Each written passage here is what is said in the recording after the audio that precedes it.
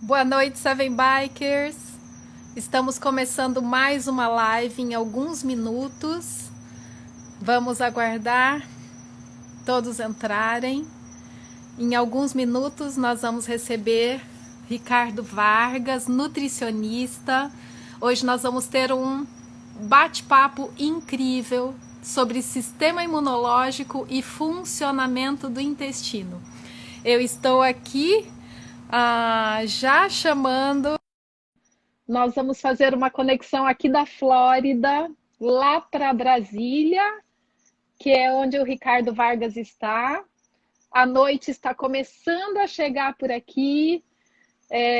Vamos aguardar todos entrarem. Kleber está entrando. Kleber é do comitê também do Seven Bikers.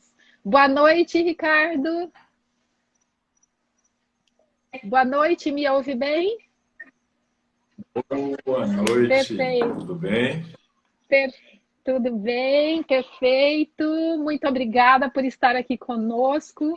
Já chegaram muitas perguntas sobre intestino e eu tenho certeza que a live de hoje vai ser incrível, porque é um assunto que interessa a todos, né?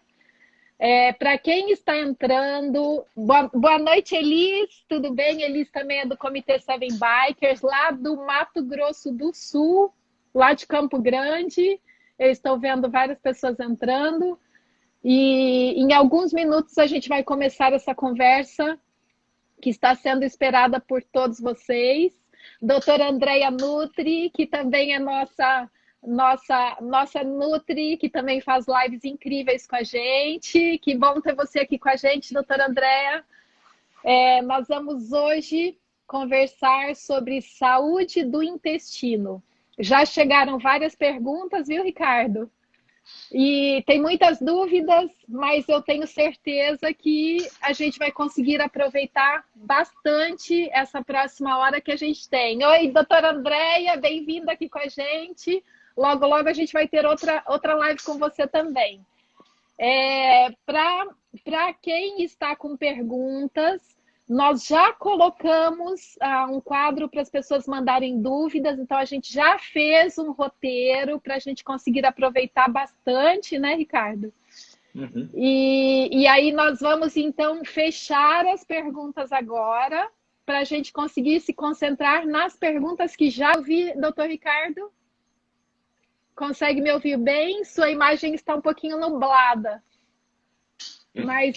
mas eu consigo te ouvir bem. Nublado? Tá, eu tô até com um softbox aqui, ó. Olha lá. uau!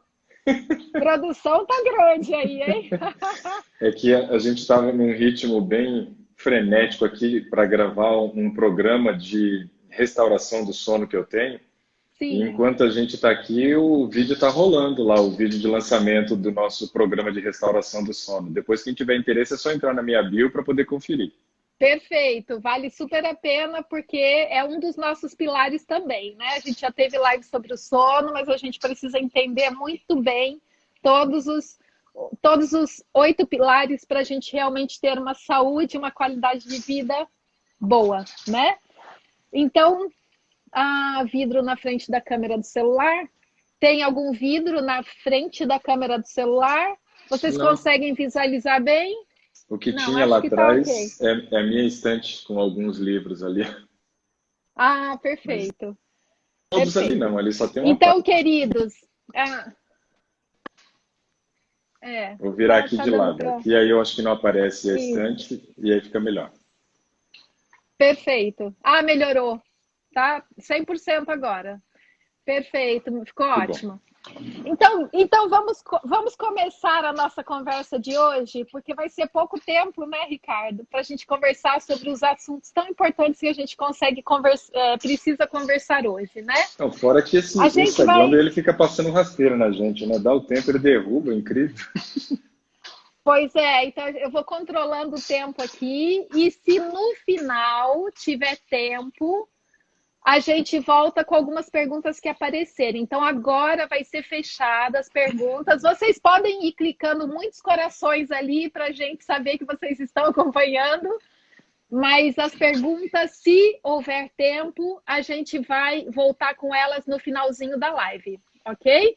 Então, fechei agora para as perguntas. Segurem aí, se tiver tempo a gente volta lá. Então, vamos começar falando sobre a integridade da mucosa intestinal. Por que é importante esse assunto de que o intestino é o segundo cérebro? O que tem a ver isso com imunidade? Vamos começar falando sobre isso. Até tem um livro meu que o segundo cérebro, mas não está aqui não, está no outro armário. Então, assim, quando a gente pensa em imunidade, a gente tem que lembrar que imunidade não é simplesmente os glóbulos brancos, neutrófilos, eosinófilos, macrófagos, células natural killers. Não é só isso. Sim. Quando pensa em imunidade, as barreiras elas são muito importantes para nós. E aí, barreira, você tem a sua pele. Sua pele é uma barreira, né, para vírus e bactérias. E nesse momento se fala muito dessa questão das mãos, né, de você, por exemplo, sempre estar lavando. É uma barreira. O vírus não entra através dessa barreira. Porém, se você levou no olho, levou no nariz, levou na boca, aí você tem uma mucosa muito mais permeável. Então, essa é uma preocupação. Quando você tem, então, vírus entrando, você sabe também que o seu trato gastrointestinal como um todo, formado por peles, ele também é uma barreira, mas tem permeabilidade. No entanto, que a gente faz a absorção de vitaminas, minerais, nutrientes que são ingeridos, mas também de medicação e assim por diante. Então, vírus e bactérias, eles acabam tendo muitas vezes o acesso. Um processo de septicemia, muitas vezes, pode acontecer por uma infecção, por uma Escherichia coli, que é uma das infecções mais comuns no intestino, e ela tem acesso para a corrente sanguínea. Aí complica a vida do caboclo, né? Porque é infecção generalizada. Então, o intestino ele é muito importante para nós, muito importante. Só que a gente sempre olha para o intestino com essa questão, o intestino é importante para fazer a digestão, para fazer a absorção, mas se esquece que o nosso intestino é muito mais do que isso. Por exemplo, quando eu estava fazendo o mestrado na área de serotonina, eu fiquei impressionado com um dado que eu li na época, que assim, eu falei, uau, incrível, né? Você descobrir que o seu intestino tem a mesma quantidade de neurônios que tem na sua medula espinhal. Sua medula espinhal ela começa nessa região aqui da nuca, onde você tem um osso chamado occipital. Aí você tem uma abertura chamada côndilo do occipital. E por ali, então, passa esse feixe de nervos, né, que vai até a região sacral. E a quantidade de nervos que tem ali é muito similar à quantidade de nervos que a gente tem no intestino. Então, realmente, o intestino tem papéis muito importantes. A produção do hormônio da felicidade acontece ali, né? Ele também tem muita região produtora de linfócito, porque é uma região que tem muita bactéria. Então, se tiver um acesso dessa bactéria para dentro do tecido, para a parte epitelial, é importante que você tenha, né, os anticorpos ali sendo produzidos para combater esses vírus e bactérias. Então, essa integridade do intestino ela é muito importante. E a permeabilidade dele está diretamente correlacionada a duas questões. O trânsito intestinal, ou rápido ou lento. Então, quando as pessoas sofrem de constipação intestinal, você aumenta a permeabilidade. Quando sofre de diarreia, você também aumenta essa permeabilidade. Então, o trânsito intestinal ele é muito importante para nós, como uma forma também de aumentar a nossa imunidade, aumentar a produção do hormônio da serotonina, mas manter essa integridade da barreira intestinal. Perfeito. E agora, para nós, Seven Bikers esportistas, a saúde do intestino, ela interfere na produtividade no esporte? Muito, né? Que pergunta, né? Que pergunta óbvia, né? Mas não tem como, porque, veja só, a imunidade do atleta, ela é um pouquinho complicada, né? Porque quando você tem excesso de atividade física, e muitas vezes, a gente sabe, eu vejo algumas postagens ali do Seven Bikers, onde a pessoa faz um endurance, né? Uma prova ou uma pedalada muito longa e tal. Isso daí aumenta muito a produção de radicais livres. E esses radicais livres, eles são inimigos da nossa imunidade. Isso é um fato. O que é um radical livre? O radical livre ele é formado a partir do oxigênio. Então, nós respiramos, todo mundo que respira produz radical livre. A questão é, temos quantidade suficiente de antioxidante para combater os radicais livres? Esse é um ponto importante. Mas quando a gente aumenta a atividade física, e ainda se for de alta intensidade, você potencializa a formação de radicais livres, né? E para quem faz um pedal pesado, isso aumenta. E é óbvio, toda a permeabilidade intestinal para absorção desses nutrientes que vão ser os antioxidantes é muito importante para nós. Porém, a gente deve lembrar que a nossa imunidade, 70% dela é constituído pela microbiota intestinal. Então, o intestino, né, de quem faz atividade física tem tudo a ver com a imunidade. Eu fui atleta. Eu fiz atletismo, quer dizer, eu fiz um monte de coisa, mas onde eu me destacava era no atletismo, né? E no atletismo eu corria 100 metros rasos. No infanto juvenil, na minha época, eu cheguei a ter a terceira melhor marca de 100 metros rasos no Brasil. Eu corria bem. Só que o problema foi a manutenção no joelho, que veio muito cedo. Sim. Eu tenho 11 problemas no joelho e 8 no outro. Então, assim, tem uns probleminhas que coleciona aqui, né, dessa época do atletismo. Só que nessa época eu tinha 2 problemas gravíssimos. Primeiro era a intensidade da atividade física. Então era muito grande. Todos os dias de segunda a sexta, treino das 2 até as 6 da tarde. Corria entre 20 a 25 quilômetros todas as tardes, ou seja, uma maratona a cada 2 dias, né? 2 maratonas e meia por semana. Isso é uma loucura. E é claro, a produção de radicais livres era muito grande, então esse estresse oxidativo arrebentava com a minha imunidade. E fora isso, a minha alimentação era uma tragédia na época. Eu comia 2 pacotes de biscoito recheado de sobremesa do almoço para conseguir manter o valor calórico e emagrecer. Tomava uma caixa de leite condenado, conhece leite condenado? Depois do treino.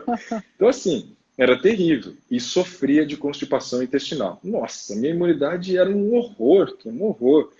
E eu era assim, 6 gripes no mínimo por ano. Então era um mês gripado e um mês se recuperando para a próxima gripe. Era mais ou menos esse o esquema. Sim. Depois que eu comecei a mudar todo esse padrão de alimentação e trabalhar com a questão intestinal, a hora que eu reconheci a importância do nosso intestino como, né, uma barreira importante, além dos lactobacilos, né, que precisam ser consolidados, isso fez com que a minha imunidade melhorasse muito. Mas muito quanto? Bom, de 6 gripes no ano, no primeiro ano da mudança, eu não tive gripe. Não, tive uma gripe no primeiro ano da mudança. Aí eu fiquei 3 anos sem ter. Eu falei, uau, que negócio legal, 3 anos sem ter uma gripe. Eu achei um negócio incrível aquilo. E agora já fazem 15 que eu não tenho uma gripe. Então, melhor. Uau, uau. E a gente quer ouvir todos os truques para ninguém ter gripe, tá? Mas realmente eu não tô saindo de casa com esse negócio. Nós entendermos. Não, eu disse que eu não estava saindo de casa com esse negócio de corona, porque eu tenho asma e é doença crônica, né? Eu não vou ficar dando bobeira, né? Não quero testar minha imunidade com coronavírus, deixa ele longe, né? Com certeza, com certeza. Eu estou na mesma, viu, Ricardo? Porque eu tenho asma também. Aqui nos Estados Unidos agora é época de pólen, muito pólen. Então, eu estou cuidando do meu sistema imunológico, assim, muito. Aqui, ó, tomando kombucha o dia inteiro, ó. Pois é, tem que buscar alguma a saúde coisa. intestinal perfeito, né? O que é a apoptose? Então, a apoptose é um termo, né, biológico que a gente usa sobre a questão da morte programada das células, né? Então, isso é uma coisa muito importante a gente entender pelo seguinte: o nosso intestino, a permeabilidade dele está muito relacionada a essa questão da velocidade da programação da morte. Você tem processos diarreicos, você tem descamação. Então, essa descamação faz com que você tenha perda das células do epitélio intestinal mais rápido e aumenta a permeabilidade. Então, isso é ruim. Quando você tem constipação, aí você também acaba interferindo nesse processo de apoptose. As células intestinais, por terem contato com muitas bactérias, porque é uma região de muita contaminação, elas acabam tendo uma velocidade de renovação muito grande. Então, elas já nascem com uma data programada para morrer. Então, isso é a apoptose. E quando não acontece a apoptose, é onde acontece o problemão. Porque quando não acontece a apoptose, a célula começa a crescer desordenada muitas vezes, e aí vira um tumor. Então, a apoptose é algo importante, né, dentro do ciclo biológico nosso. Saudável. É importante e saudável, né? Faz parte. E nós ciclistas adoramos termos. E aí a gente entra no turnover. Explica pra gente o que é o turnover. Então, esse nome em inglês quer dizer que é um processo de substituição. Então, veja, olha que interessante. Os dois termos, eles caminham juntos. Turnover é o processo da renovação, né? Apoptose é o processo da morte programada da célula. O grande problema é que quando nós não temos uma saúde intestinal adequada, as duas coisas não batem, o turnover com a apoptose. Então, você tem a morte programada da célula que deve ocorrer, mas no dia que ela está morrendo, tem que estar surgindo outra. Então, é o processo do turnover. Então, você vai realizar mitose, meiose, e você vai conseguir produzir uma nova célula para manter a integridade dessa barreira. Só que quando nós temos ou a constipação, ou então a diarreia, é quando a gente acaba interferindo muito nesse processo do turnover celular. Ele renova mais rápido. O que acontece? A célula produtora de serotonina, que é muito importante para o controle emocional, que tem tudo a ver com a parte imunitária nossa, porque quando descompensa, né, esse aspecto emocional, nossa, deprime a nossa parte imunológica de uma maneira terrível. Você sempre vai ver pessoas que são ansiosas, deprimidas, elas sempre vão estar suscetíveis a desenvolvimento aí de infecções, né? Seja infecção por influenza ou qualquer outro tipo de vírus ou bactérias oportunista, porque o sistema imunológico cai nesse momento. Então, a integridade do intestino e o trânsito dele é muito importante para você conseguir manter as células enterocromafins passando por um processo de turnover da maneira correta, a cada 3 dias, que é muito rápido. Diferente quando você olha para uma outra célula, tipo hemoglobina, que leva 40 dias. No entanto, que até tem um exame para fazer um diagnóstico se o paciente é obediente ou não com relação ao diabetes, que é a hemoglobina glicosilada. Então, nesse aspecto, nós temos que cuidar muito da nossa integridade intestinal e, para isso acontecer, é o trânsito intestinal que manda. Né? Perfeito. E tem relação a apoptose, que é a morte natural das células, o turnover, a renovação celular e a produção dos linfócitos? Então, acaba interferindo, né, Keila? Porque nós estamos falando de renovação de células. E lá no intestino você tem muitas regiões que são linfonodos, responsáveis pela produção de linfócitos. Se você altera o trânsito intestinal, você acaba alterando também o trabalho dessas células que são muito importantes para nós. Essas regiões produtoras de linfócitos produzem o linfócito T. E esse linfócito T que é produzido não só no intestino, como nessa região do pescoço tem bastante, na axila, na região da virilha. Eles produzem o linfócito T numa versão chamada naive. E o que esse linfócito T naive faz? Né? O termo naive quer dizer virgem. E nesse caso quer dizer que esse linfócito nunca teve contato com um antígeno. O que é um antígeno? É quem invade o teu organismo. Esse processo ele é muito importante porque esses linfócitos são os marcadores dos invasores. Quer ver um exemplo interessante? Quando eu fiz minha primeira faculdade, que foi zootecnia, eu tive uma disciplina que chamava apicultura, que é a criação de abelhas. Eu comecei a gostar desse negócio, achei legal produzir mel, produzir geleia real e tal. E aí arranjei umas 2 caixas lá e botei na chácara de um amigo. E eu ia de vez em quando dar uma olhada lá como é que estavam minhas caixas de abelha. E o meu macacão, eu tenho ele até hoje ainda, um macacão de velcro, né? E aconteceu que um dia eu estava lá olhando, né? Tirei o caixilho, estava olhando bonitinho assim, os ovinhos novos. Eu falei, legal, tá crescendo aqui, né? O enxame de abelhas agora virou uma colmeia de verdade, né?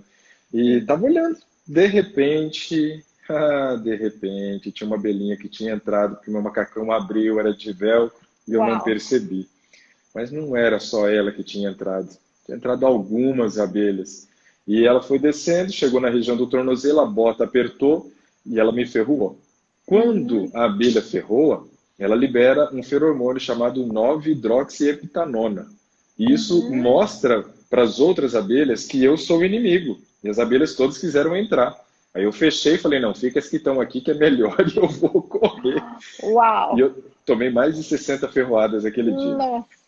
Mas a questão interessante é a gente analisar esse aspecto. Ó. Ela solta um cheiro, que é um feromônio, que indica quem é o inimigo. O linfócito T naive ele tem um processo muito parecido. Quando ele se encontra com esse antígeno que invadiu o nosso corpo, ele tem o papel de fazer a marcação. E depois que ele marca, ele vai recrutar as outras células de defesa para fazer o combate. Então, todo esse processo de apoptose e turnover que fica desregulado por conta do trânsito intestinal prejudica a produção desses sentinelas. E isso daí, claro, faz com que muitas vezes vírus e bactérias oportunistas consigam se desenvolver e quando você já está com uma infecção instalada, aí fica muito mais difícil de tratar. Perfeito. Vamos exemplificar aqui. Quando uma pessoa, por exemplo, está num estado teve uma diarreia de 1 dia, de 2 dias, de 3 dias, na prática, o que acontece com a produção de linfócitos? Como está com diarreia, o corpo entende que você também está num processo infeccioso. Ninguém tem diarreia à toa, né? Então você vai ter uma produção muito grande de linfócitos nessa região, vai tentar produzir. O problema não é só a produção de linfócitos, são as descamações das células intestinais. Porque aí você abre a barreira para que os agentes que geraram essa diarreia tenham porta de entrada fácil, muito fácil. E como você está no episódio de 1, 2, 3 dias de diarreia, quer dizer que tem bastante agente infeccioso que está gerando isso. A produção de linfócito tende a aumentar muito. Nesses episódios diarreicos. Só que é importante cortar o episódio diarreico o quanto antes. E aí você tem os lactobacilos, que ele tem um papel muito legal. Que ele tem um papel tanto de aumentar o trânsito intestinal, quando uma pessoa, por exemplo, está com constipação, como reduzir o trânsito intestinal quando você está no episódio diarreico. Então, você tem que trabalhar nessas duas frentes, porque só o sistema imunológico talvez não seja suficiente. E a integridade vai perdendo. Cada dia você vai tendo descamação.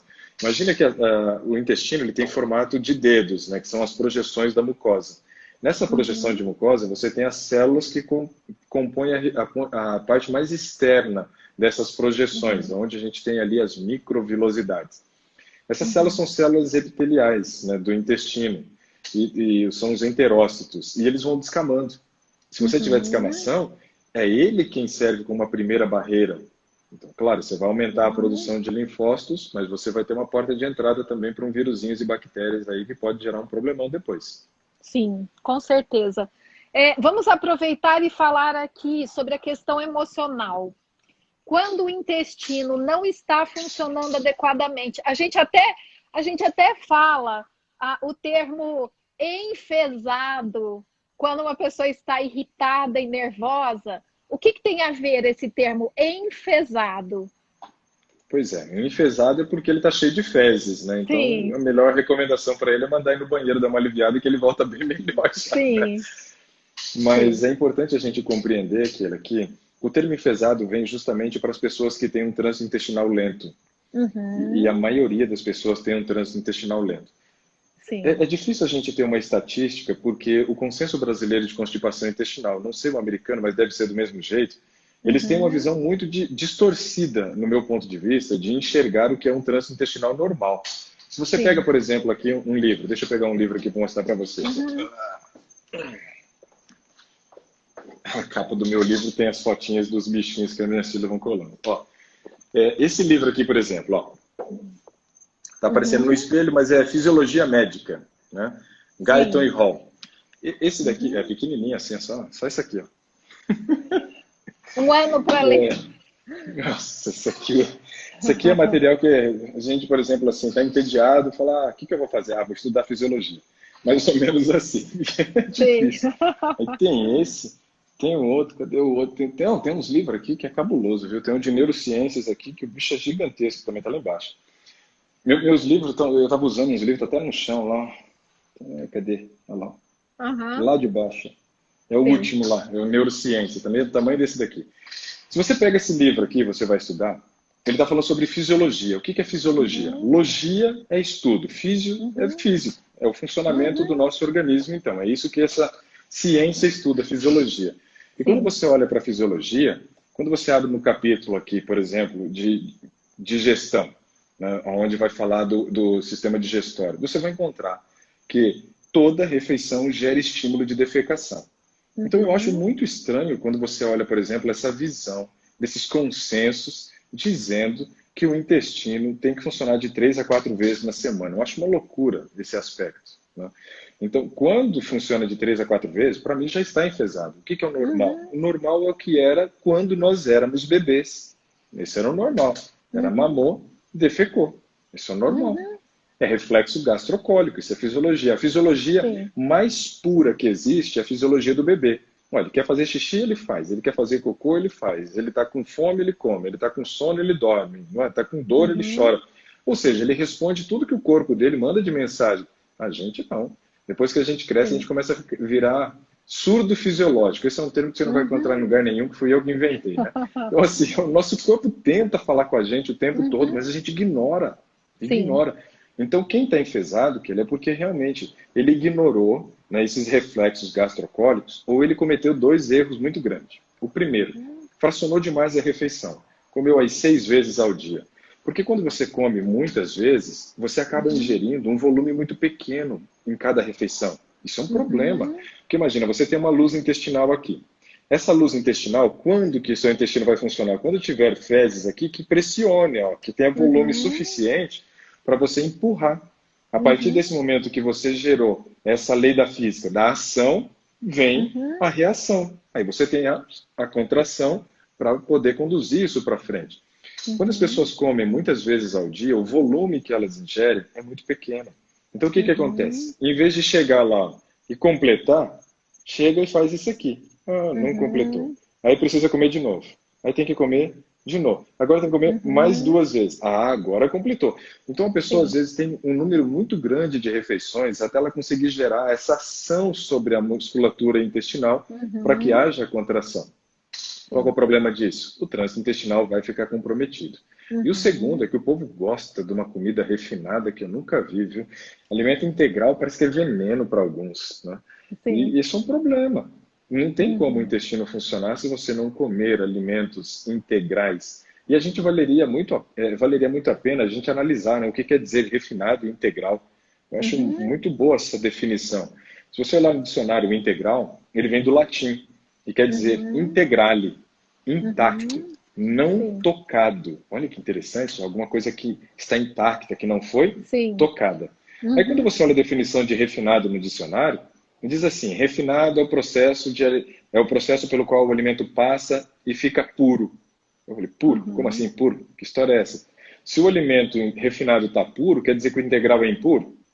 Não, está errado isso. Só que não entrava na minha cabeça. Aí um dia eu pensei, bom, mas ele perde fibra, perde vitamina, perde mineral e ficou puro, puro amido. Então eu pensei, só se for nesse conceito, né?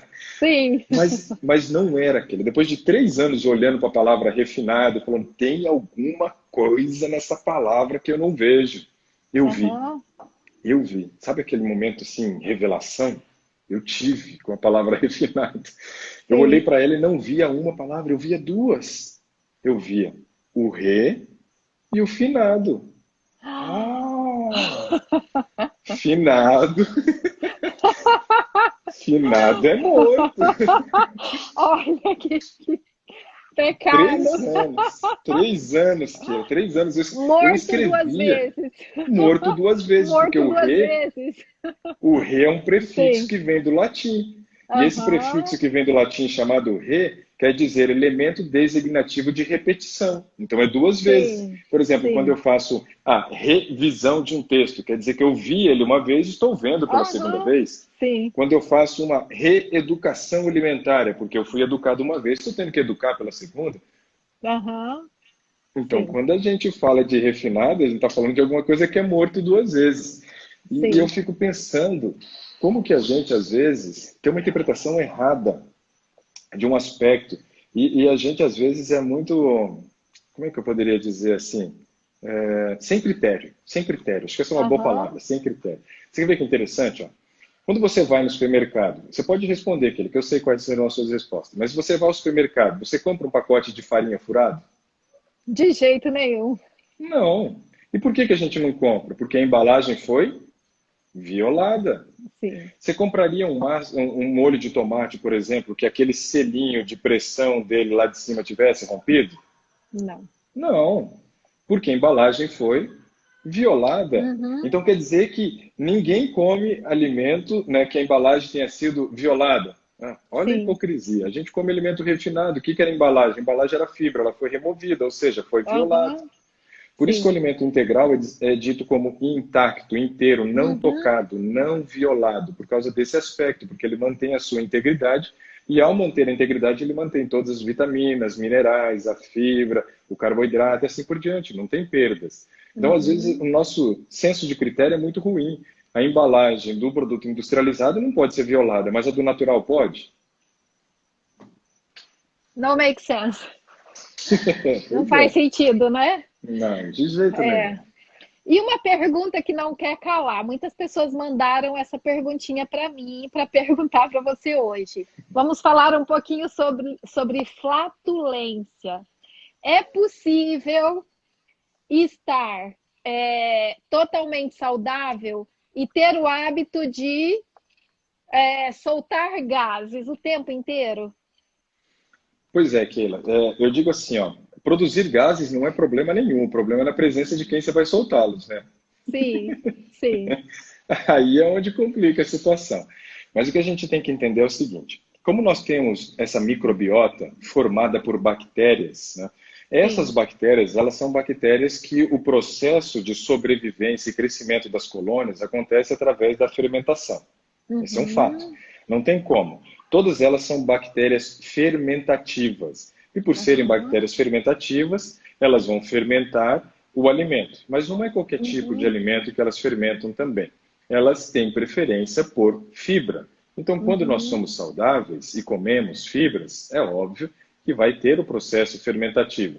Só que a proteína também gera muita fermentação. Só que uhum. a fibra e a proteína têm uma diferença. Às vezes muda muito a questão do cheiro, né? Sim, As fibras é melhor, né? Tem uns caras que são marombeira aí de academia que, pelo amor de Deus, né? O negócio é complicado, porque é sim. muita proteína, né? O Jefferson Uhum. está tomando proteína ainda? Sim. Não vou perguntar a segunda Sim, então parte não da pergunta. pergunta. Eu vou ficar só com a primeira parte. Sim. Então, veja aqui, produzir gases é normal, normal. Quando você faz a reposição da microbiota intestinal através do uso dos lactobacilos, você até Uhum. consegue dar uma melhorada nesse aspecto. Uhum. Zerar vai ser impossível, zerar é impossível. Uhum. Só que tem alguns compostos antinutricionais presentes em determinados alimentos que também Uhum. potencializam a formação desses gases, né? Que é o Sim. fitato. Então é importante quando você Uhum. for comer, por exemplo, leguminosas, né? Leguminosa Uhum. produz bastante gases porque ela tem muita fibra Sim. insolúvel, que é toda aquela casca que Uhum. recobre o grão. Então, lentilha, grão de bico, ervilha, soja, tremoço, amendoim, isso é complicado, Uhum. produz mesmo. Só que quando a gente Uhum. deixa de molho no mínimo 2 horas, eu ainda acho que 2 é pouco. O ideal é assim, ó, se você vai preparar ela para o almoço, hoje à noite você Uhum. coloca ela de molho. Amanhã de manhã Perfeito. você troca a água dela, lava na água corrente, coloca uma outra água e deixa de molho até a hora do preparo. Escorre aquela água, Uhum. não pode usar aquela água. E aí você lava mais uma vez e está pronto para o preparo. Você consegue eliminar Uhum. muito do tanino e diminui as Uhum. produções de gases, mas zerar é impossível. Ok. O pior é que Perfeito. ele fizeram uma pergunta para mim outro dia que eu fiquei pensando. A pessoa perguntou assim: e lá no céu a gente vai comer, será que vai produzir gases e fazer cocô? Eu fiquei pensando. Mas assim, eu falei para ele, cara, eu não estou preocupado se lá vai ter que fazer cocô e vai produzir gases. Eu quero estar lá e aí eu descubro. Aí ele falou, não, Com se saiu bem. certeza. Cada pergunta que a gente escuta, meu Deus do céu. Com certeza. Mas o importante é cuidar da saúde, porque o que é natural vai acontecer no céu, né? E a saúde, ela começa pelo intestino. Isso é um Sim. fato. O trato gastrointestinal nosso, é ele quem é a nossa primeira barreira seletiva. É ele que determina quem entra para dentro do nosso organismo. Porque olha só que coisa interessante. Isso aqui é um conceito que quando a pessoa entende, ela para assim e pensa, peraí, mas eu nunca tinha pensado assim. Você tem Sim. um órgão no seu corpo que é o pâncreas. Ele é fundamental para a Uhum. vida. O pâncreas produz Sim. insulina para manter o nível de glicose. O pâncreas, ele Uhum. produz o glucagon para poder manter o nível de glicose quando está baixo e aumentar então a fome e também utilizar as reservas na forma de glicogênio. Essa Uhum. atividade do pâncreas de produzir insulina e glucagon é chamada de atividade endócrina do Uhum. órgão.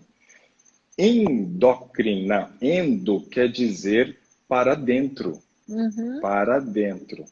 Mas o pâncreas tem uma outra função.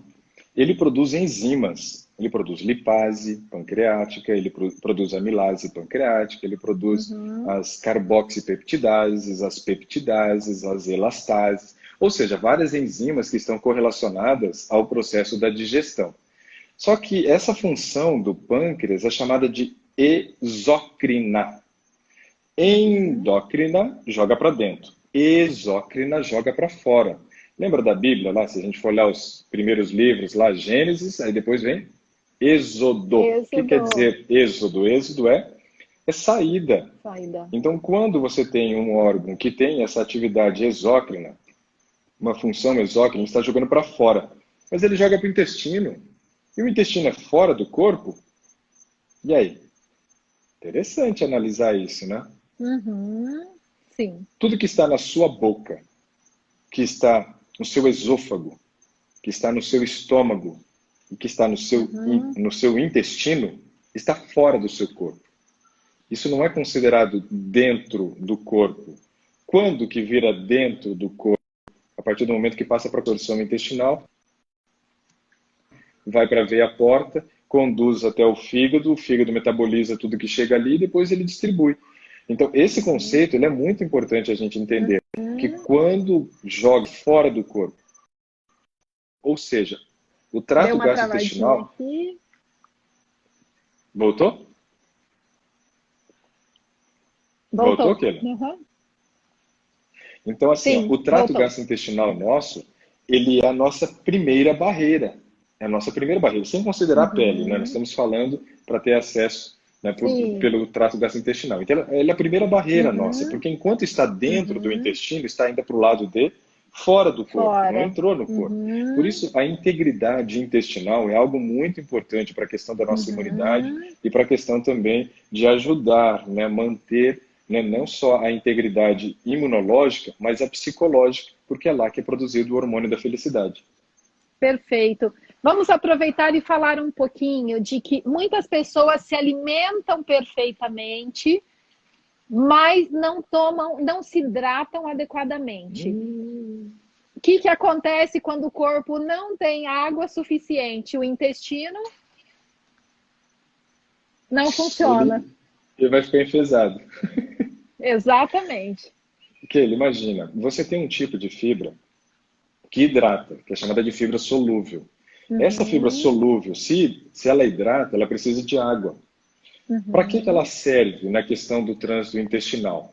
Para que quando ela fique hidratada, ela gere aquele volume para poder completar e gerar pressão aqui. Ó. E quando pressiona, ele contrai para poder conduzir. Que seria então, o bolo fecal. Isso mesmo. E ele precisa ser bem hidratado para poder gerar essa pressão na musculatura. Quando a pessoa não bebe água, ele começa a gerar fezes muito ressecadas. E o problema é que essas fezes ressecadas começam a ficar com um trânsito muito moroso, fica lento no intestino. E aumenta a chance da formação dos fecalomas, que são pedras de fezes que acabam se aderindo na mucosa do intestino. Isso é um problemão que a pessoa está arranjando. Por quê? Porque essas pedras de fezes, né, no formato de fecalomas, elas ficam ali, ó, anos grudadas na parede intestinal. E é interessante que quando você, por exemplo, a pessoa tem um câncer no intestino, ela vai retirar o tumor e vai fazer biópsia no tumor. A biópsia é para você descobrir se ela é benigno, se é maligno, o grau de benignidade ou malignidade do tumor. O segundo aspecto que é interessante é que quase não se faz, mas deveria fazer um estudo chamado histopatológico. O que é o estudo histopatológico? A patologia vem de doença, isto vem de tecido. Então, além de eu estudar o tumor para saber, né, o grau de malignidade ou benignidade através de uma biópsia, quando eu retiro uma quantidade do intestino, o tumor está aqui, retiro essa parte aqui, uma margem de segurança para a esquerda, uma para a direita, eu deveria estudar esse tecido. Nem sempre se faz, mas quando eles fazem, eles encontram muitas vezes ali fezes aderidas aonde está o tumor, fecalomas.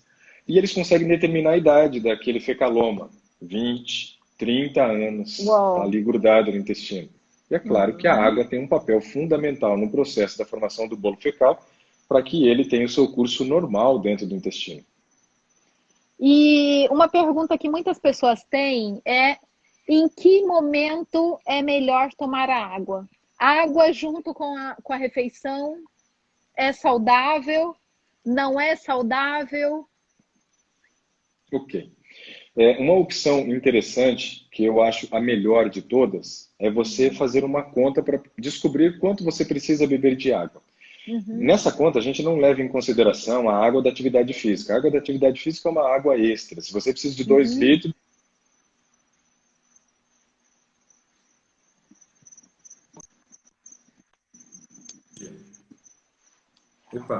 Travou Meu fone aqui eu acho que morreu. Voltou? Foi o meu fone que acabou aqui, ó, a bateria dele. Ok. Mas tá dando para ouvir, né? Tá, perfeito. Tá dando para ouvir perfeito. A hora que eu for aí eu vou precisar comprar outro, viu? Porque esse daqui já tá meio ruim. Compraremos. Tá difícil de segurar a carga nesse aqui. O negócio é quando que eu vou poder ir aí. Tá tudo fechado. Tive que desmarcar três programas que eu tinha para os Estados Unidos, né? Semana Santa em Connecticut, depois mais um outro programa que eu faria em Dallas, o outro de Washington. Foi tudo por água abaixo. Mas com certeza Yeah. logo a gente vai poder voltar à vida normal. Pois é, sabe Deus quando vai acontecer isso. O povo é teimoso, não fica em isolamento. Mas, assim, o povo fala de isolamento, tem gente que fala de confinamento. Eu não gosto desse termo confinamento, não. Eu trabalhava com vaca, a gente confinava, era vaca para engorda, para morrer. Esse negócio de confinamento não é bom, não. Eu prefiro isolamento. Acho melhor. Então, olha só, Keila, você tem que fazer uma conta. Multiplica o seu peso por 30, se é homem. Multiplica o peso por 35, se é mulher. Por que mais do que o homem? Por um motivo muito específico. A composição corporal é diferente do homem e da mulher. Se o homem é treinado e a mulher é treinada, ele vai ter um percentual de musculatura maior do que a mulher. Esse daí é o padrão de normalidade. Então, nós temos que observar esse aspecto e multiplicar o peso por 30. Baseado no resultado que você encontrou, você vai dividir ao longo do dia essa quantidade de água. Você descobre lá que você precisa de 2,5 litros de água. Então, você vai tomar meio litro quando acorda, toma mais meio litro depois do de jejum, lá umas 2 horas depois. Aí você vai tomar mais meio litro. Você tomou 1,5 litro em 3 horas. Você tem 6 litros de sangue. Se você tomar um volume muito grande de água, numa única tacada só, você vai aumentar todo aquele volume de água fazendo parte do sangue. Você vai gerar um quadro chamado hipervolemia. Hiper de aumento, volemia de volume. Então, hipervolemia é o aumento do volume sanguíneo. Você vai gerar hipertensão, porque aumentou o volume de sangue. Para que não aconteça esse aumento da pressão, o corpo vai trabalhar rápido em 2 frentes. A primeira, tirar essa água do sangue para jogar para um espaço chamado espaço intersticial, ou seja, vai gerar edema. E o segundo, vai forçar a saída da água mais rapidamente pelos rins, sobrecarregando a função renal. Nesse caso, você não promoveu hidratação.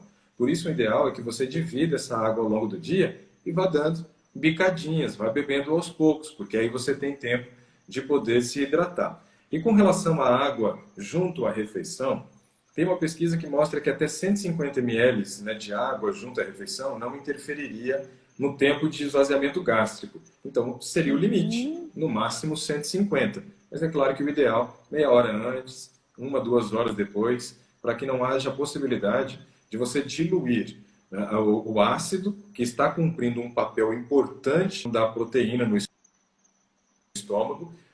O ácido do estômago, ele tem o papel de deixar a estrutura da proteína mais simples para a digestão intestinal. Se você está com um monte de água lá dentro, você dilui esse ácido, o tempo de permanência do alimento no estômago aumenta. Refluxo, gastrite, aí vem desconfortos abdominais. Então não é interessante essa mistura de um volume muito grande para não interferir na ação do ácido clorídrico. Perfeito, então. Bom, a gente já sabe que para o nosso sistema imunológico estar funcionando, a gente precisa de um intestino funcionando. Para o intestino funcionando, a gente precisa de uma mucosa intestinal íntegra. Para uma mucosa intestinal íntegra, nós precisamos de um trânsito intestinal funcionando. E agora vamos para a parte prática. Onde entram os lactobacilos nessa história? E o que nós podemos fazer para melhorar a nossa saúde intestinal? O trânsito intestinal nosso, ele depende basicamente de 5 aspectos. Primeiro, ingestão de fibras. Eu preciso, tanto solúvel quanto insolúvel. O segundo, eu preciso de água. Porque se eu tenho fibra solúvel e não tenho água, piora o processo. É aquela questão da constipação e a formação de fecalomas. O terceiro é fazer atividade física, porque o intestino é um músculo. E todo músculo se beneficia quando você faz atividade física. Então você escolhe aquilo que é da tua preferência, e eu sei pelas lives ser no Seven Bikers que a preferência da maioria é o pedal. Não importa qual. Mesmo que você fizesse musculação, que você fizesse caminhada, seu intestino seria beneficiado. A questão é que nós precisamos escolher uma atividade física que nos dê prazer, porque se dá prazer, vai virar hábito mais facilmente. Então, isso daí é um fato. Mas tem que fazer. O sono é muito importante também, porque durante o sono você controla o cortisol, que é o hormônio do estresse. E esse cortisol, ele age na musculatura lisa, gerando frouxidão dela, ou seja, você perde o tônus da musculatura. Se você faz exercício e não dorme, teu nível de cortisol se eleva e aí você anula todo o benefício que a atividade física traria para a saúde intestinal. E o quinto é a reposição de lactobacilos. Os lactobacilos, eles são tão importantes que quando eu estava fazendo mestrado, eu descobri um artigo que falava sobre transplante de fezes. Eu falei, eca, como é que será que é feito esse negócio? É um negócio estranho você pensar de transplante de fezes. Você fala de transplante de rim, você fala de transplante de fígado, mas não de fezes, né? Aí eu fui ler para tentar descobrir como é que fazia, para que servia esse negócio. A maneira que faz não é a mais legal do mundo, não. Tem que pegar as fezes de uma pessoa sadia, diluir num becker, que é um copo de laboratório com bastante de vidro, e água. Aí você passa uma sonda na pessoa naso-duodenal, ou seja, que vai atravessar ali o piloro, que é a saída do estômago, e vai ser justamente colocado essa sonda no início do intestino delgado. E aí você aplica. Nossa, negócio terrível, só de pensar. Pois é, e eu não quero, né? Por que fazem isso? Então, aí vem a segunda pergunta. E essa prática é usada ainda? Muito, muito. Tem crescido, Keila. Porque assim, eles viram que isso aumenta a longevidade de dois grupos específicos de pessoas. Pessoas que têm câncer em estágio terminal. Então, ele ajuda a melhorar a imunidade da pessoa. Porque você precisa fazer uma reposição de lactobacilos, mas só tomando aqueles lactobacilos já não é mais o suficiente. Aí você tem que pegar uma colônia pronta das fezes de alguém e já fazer a implantação, digamos assim. Então, serve para isso. E a sonda ela tem que ser naso-duodenal justamente para que você consiga passar da região onde tem a presença do ácido, porque ele pode, né, matar uma parte desses lactobacilos que estão ali nessas fezes que estão sendo transplantadas. Horrível de pensar, só de falar. E o segundo aspecto é por causa dos aidéticos. Os aidéticos, eles têm uma deficiência que é chamada síndrome da imunodeficiência adquirida. Como os lactobacilos intestinais têm o papel de aumentar em até 70% a nossa imunidade, vale a pena fazer para esse grupo. Sem precisarmos desse procedimento básico, quais as outras formas naturais que nós temos como estimular o nosso organismo a ter a flora bacteriana intacta? Mudou o termo agora, viu, Keila? Flora já ficou de fora. Agora só se chama de microbiota agora. Cada vez eles vão mudando os termos, mas eu acho que microbiota é um termo que vai ficar. Então, assim, a reposição do lactobacilos eu vejo como o primeiro passo. Porque você vai pegar uma grande quantidade de colônias e aí você vai implantar essas colônias no seu intestino. Depois que elas forem implantadas, aí você tem, por exemplo, o kombucha, ou kombucha, né, que você está tomando. Aqui, ó. Isso. Esse é um probiótico. Não vamos fazer propaganda, né? Já viu aquele vídeo daquele cara que é o vegetariano? Sim.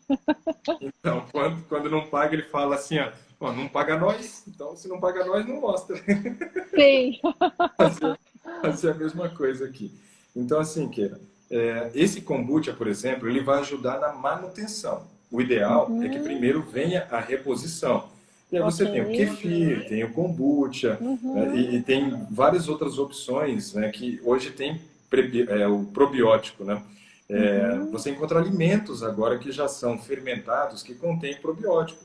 Se a gente, por exemplo, falar de tempê. Tempê é um tipo de soja fermentada. O natô também é a soja em grão fermentada. Ela também tem esses lactobacilos. Quando você come, por exemplo, o pão tem lactobacilos, só que eles morreram no processo de você assar o pão. Mas são os lactobacilos que tem ali também, as leveduras, né, junto com lactobacilos, que fazem a fermentação, que acaba produzindo lá os gases que são presos na rede de glúten e faz o pão crescer. Só que quando o alimento ele passa por processo de aquecimento, eles morrem. Por isso o alimento deve ser numa versão in natura e no máximo fermentado cru, que aí é o caso do tempê e do natô. Qualquer pessoa pode entrar numa farmácia e comprar um repositor? Aqui no Brasil, qualquer pessoa pode entrar numa farmácia. Nos Estados Unidos, eu diria que qualquer pessoa pode entrar no supermercado. Né? Sim, sim. Aqui tem em todos os lugares. Todos os mercados, farmácia. Farmácia aqui é mercado, né?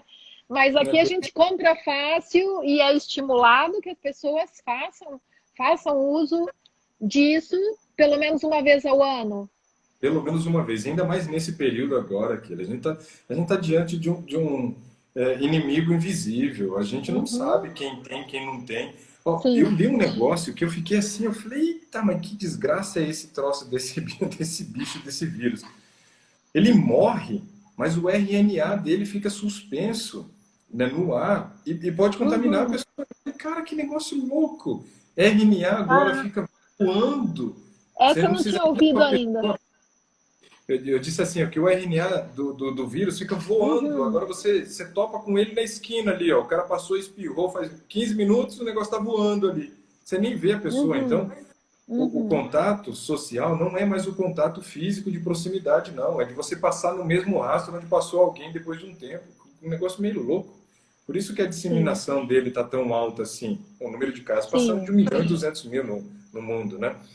Então, assim, vale a pena fazer a reposição e qualquer pessoa pode chegar numa farmácia e comprar. A única coisa que eu digo para as pessoas observarem são dois aspectos. O primeiro aspecto é você observar o número de cepas. Então você tem vários lactobacilos, você tem o Reuteres, aí você tem, são vários, eu esqueci todos. Lactobacilos, casei, paracasei, Reuteres e assim por diante. Tem vários. Procure um produto que tenha maior quantidade de cepas. Então, 4, 5 cepas é bem legal. O segundo, veja aquele que tem uma maior quantidade em concentração. Ou seja, quantos bilhões tem, quantos trilhões. O ideal é aqueles que nem vem bilhões e trilhões, que vem escrito assim, ó, 10 elevado a sexta. 10 elevado a sexta ou 10 elevado a nona. Aí nós estamos falando de número bruto mesmo, concentração. Esses daí são os mais efetivos. Então é importante só analisar esses aspectos na hora de fazer a compra. Perfeito. Então, quando eu for para os Estados Unidos, eu sempre compro, só que eu compro em forma de cápsula. E aí, em vez de eu tomar 30 dias e parar, eu tomo direto. Porque a concentração dele é menor, então eu vou tomando direto durante o ano inteiro. Sim. E uma vez por ano é suficiente se a pessoa não teve um quadro diarreico ou qualquer outro... Ou não tomou, não fez uso de antibiótico. Uma vez por ano é suficiente. Geralmente a gente diz assim, o mínimo uma vez ao ano. Por que o mínimo? Porque para algumas pessoas, elas acabam percebendo que com 6 meses depois que ela fez a reposição, o trânsito intestinal já não está 100%. E aí talvez já vale a pena fazer. Então a gente fica sempre com a seguinte orientação. 6 meses reavalia, não precisa, 1 ano repõe. Ah, mas 1 ano tá bom, não interessa, repõe. Uma vez ao ano repõe. Se precisar, mais vezes ao ano, observando essas 3 características. O trânsito intestinal não está bom, 6 meses depois, repõe. Teve diarreia, usou antibiótico, tem que repor. Perfeito. Entrou uma perguntinha aqui, a gente tem 2 minutinhos. Como a gente percebe que a imunidade está baixa sem ir ao médico? É possível perceber? Então, a gente não acaba percebendo a imunidade a não ser que fique doente. Né? Sim. Se você, por exemplo, está tendo episódios constantes de infecção, isso daí já é um alerta também. Mas a gente tem que lembrar que nem sempre as infecções, né, são as únicas, digamos assim, para nos avisar que a imunidade não está boa. Os processos alérgicos também. Os processos alérgicos também são muito importantes. Então, para pessoas, por exemplo, que têm asma, rinite, bronquite, pessoas que têm problemas de pele, isso daí também é muito importante. Estou tentando lembrar o nome aqui do problema, daqui a pouco eu lembro. Mas, assim, esses processos alérgicos também são alertas para nós. Se temos algum processo alérgico e ele está na fase aguda dele, isso daí é um indicativo que a imunidade também não está boa. Mas tem coisas, por exemplo, que também aumentam muito a produção de estamina pelo teu organismo. Então, às vezes, você dá uma mascarada. Você acha que a imunidade não está boa, só que você está cometendo alguns pecadinhos que está estimulando a produção de estamina intestinal. E esse principal pecadinho chama-se leite e derivados, né? Por causa da caseína, ele aumenta muito a produção de histamina no intestino, e aí você piora os processos alérgicos. Acaba piorando a imunidade também, mas às vezes você tem esse engano no meio do caminho, aí fica um falso positivo ou um falso negativo. Eu, como não faço mais uso de laticínios, eu sei que se eu tiver o processo de rinite, ou bronquite, ou asma atacado, é porque a minha imunidade não está boa. Sim, é o meu caso também, que eu não uso leite e eu me sinto super bem. Se eu usar leite, eu estaria espirrando aqui muito, né? Então, realmente... Na época que eu comia queijo, era uma desgraça também para mim, pelo amor de Deus. Sim. Né? Mas o leite é o melhor alimento do mundo, Keila, para o bezerro. Sim, só para o bezerro, né? Nós definitivamente não precisamos dele. A mãe dele faz pensando nele. Vamos fazer um bate-papo daqui uns dias, no nosso próximo, de repente, e acabar com ele, meter o pau nele. Vamos fazer, porque é uma dúvida que muitas pessoas têm e é importantíssimo a gente falar sobre isso, porque muitas doenças estão associadas ao uso do leite, queijo e derivados, né? Faz uma pesquisa, pergunta para o pessoal depois se eles querem esse assunto, porque eu acho um assunto interessante, né? Sim, perfeito. Nós estamos nos últimos minutos da live. Eu gostaria de pedir para quem está nos assistindo, mandem suas perguntas, porque nós vamos pegar as perguntas e vamos falar sobre elas na próxima live nutricional que nós tivermos, ok? Nesses últimos minutos, fala um pouquinho para a gente, Ricardo, sobre alimentos que nós deveríamos ingerir com mais frequência para estimular a saúde intestinal. Legal. Então, assim, todo alimento rico em fibra, ele vale muito a pena para nós. Então, alimentos integrais. Quando a gente fala de alimento integral, a gente está falando de trigo integral, ou seja, um pão integral, um macarrão integral, que são derivados dele também.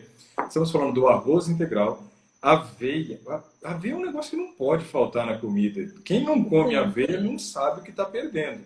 A aveia é aquele negócio que a gente não come pelo sabor, para quem não gosta, come porque é remédio para alguns, né? E olha, tem tanta coisa boa na aveia. No Canadá, a aveia é considerada um super alimento. Deveria ser considerado em todo lugar do mundo. Deveria ter rótulo de alimento saudável. Centeio, cevada, sempre lembrando que esses alimentos também contêm glúten. E aí tem gente que vai falar assim, mas ele indicou trigo, e trigo tem glúten, não sei o quê. Só que assim, o glúten não faz mal para todo mundo. Tem muita gente que não tem problema nenhum com glúten. Tem outros que tem. Então o que você faz? Se você descobre que tem, obviamente que você tira. Feijão, grão de bico, lentilha, ervilha, soja, tremoço, amendoim, riquíssimos em fibras também, muito interessante para a saúde intestinal e melhorar o trânsito intestinal. E aí entramos na parte de frutas, verduras e hortaliças, né? Quando a gente fala de hortaliças, estamos falando dos folhosos. Verdura é tudo aquilo que a gente costumava chamar assim, é o legume. Não é legume. Legume vem de leguminosa, que dá dentro de vagem. Então, tudo que você achava que era legume é verdura. E as folhas são hortaliças. E as frutas. Esses são os alimentos que mais contribuem para o trânsito intestinal. Agora, deixa eu dar uma dica por último aqui, Keila, que eu acho muito legal. Tem muitos alimentos que, além deles melhorarem a saúde intestinal, por conta dessa quantidade de fibra, eles são ricos em compostos bioativos. E nesse momento, a gente está precisando muito disso, que ajuda a melhorar a nossa imunidade também. Então, quando você olha para esse reino vegetal, é onde você encontra a maior quantidade de alimentos ricos em compostos bioativos. Eu vou citar alguns e os nomes aqui, só por questão de dados. Temos 1 minuto, tá? Tá, então, alho. Tem a alicina. A alicina ele é um anti-inflamatório, né? Então muito interessante a gente utilizar nesse momento. O limão, por exemplo, quando você faz um risoto, raspa a casquinha do limão, tem limoneno. Limoneno é anticancerígeno, ajuda a aumentar a imunidade. Quando você come a casca da maçã, tem fisetina, que é bom para o cérebro. Quando você come as crucíferas, que é o brócolis, repolho, couve-flor, couve de Bruxelas, couve normal, é rico em sulforafano, que ajuda a melhorar a imunidade e é importante para prevenir contra o câncer. Quando você come tomate cozido, aquecido, você tem o licopeno, que é importante para a saúde da próstata. Então, quando você começa você come o gengibre é legal pra caramba. Gengibre é rico em gingerol, que melhora muito a imunidade e ainda ajuda a queimar gordura. Então, esse daí o povo gosta, né? Então, olha, temos que olhar para esses alimentos não só como uma fonte de nutriente, mas também como uma farmácia que a gente pode levar para casa, digamos assim. Eu até sugiro, se você é hipocondríaco, em vez de você tomar remédio, come esses alimentos que dá na mesma. Ele vai trazer benefícios e não tem efeito colateral. Você nunca vai ver uma bula da couve dizendo quais são os efeitos colaterais dela. Perfeito.